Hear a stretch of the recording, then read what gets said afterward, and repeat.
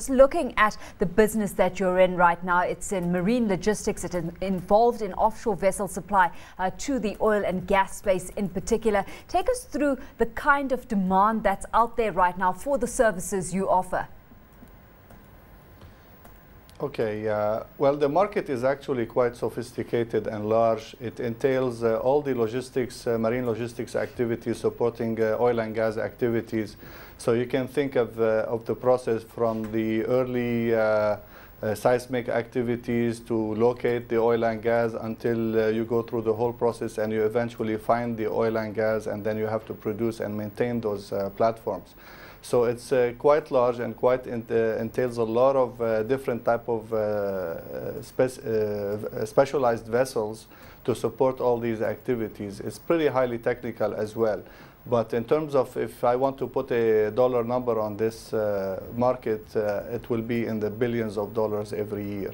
And it's growing as more and more companies are going deeper offshore to locate bigger finds of oil and gas. Let's take a look at the competitive landscape you're operating in. Just how competitive is it becoming as more and more companies go even further offshore for their finds?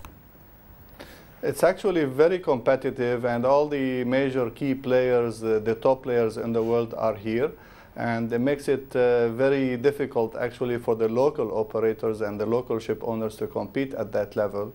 But definitely it's extremely competitive because it's quite large and the opportunities are there, and the big players are having a good business activities right here in West Africa. You can see that all of them are here with very large fleet, with a lot of expatriates coming in, and they're extremely happy, I believe.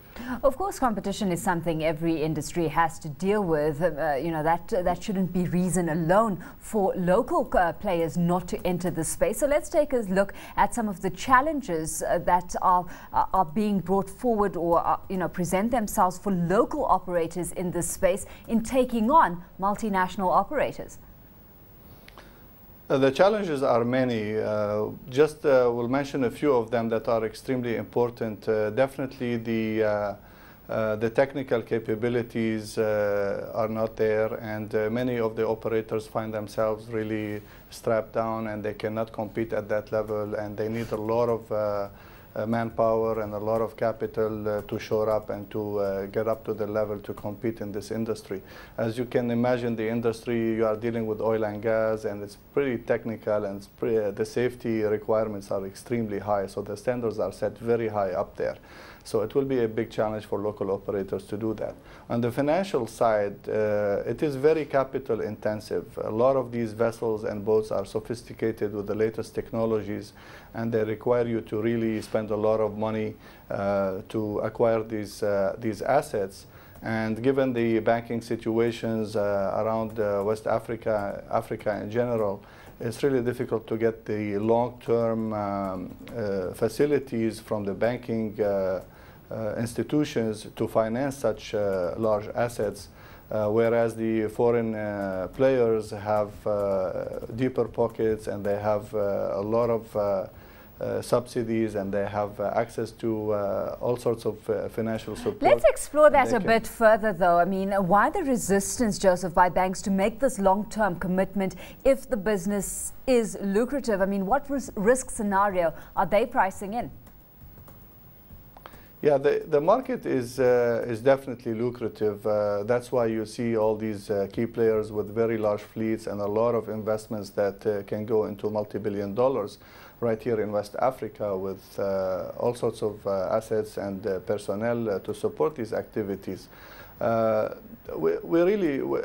risk is obviously there, as in any major project like that, but the rewards are there as well. And we are looking for a way for Africa to come in on board and to develop funds and develop financial support, and probably more than anything else, government support in these areas to help develop this area. The incentives are not in place, the tax breaks are not in place, the funds are not in place for many of us operators who are trying to compete at that level. and try to really take a little bit of market share. The market is extremely dominated by foreign players at this time.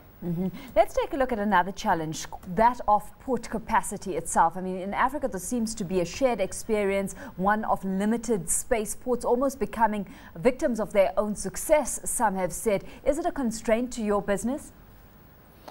Oh, definitely. It is another dimension to the problem. You've said it very well. The capacity of managing and maintaining and dry docking our boats is very limited, and we end up paying much higher prices. A lot of us, at least some of the foreign operators, they end up going to foreign countries to do that type of maintenance, and we call them dry dock activities. It's very expensive. It's definitely higher than the average cost anywhere else in a typical environment, in a similar environment. So definitely there's a need for more space and expansions and better facilities ranging from port services to dry docking, maintenance, even shipbuilding. I really don't understand how can the Far East become the world leader in shipbuilding, and Africa, who has a lot of demand and is surrounded by water everywhere, does not have a very significant shipbuilding capacity at all.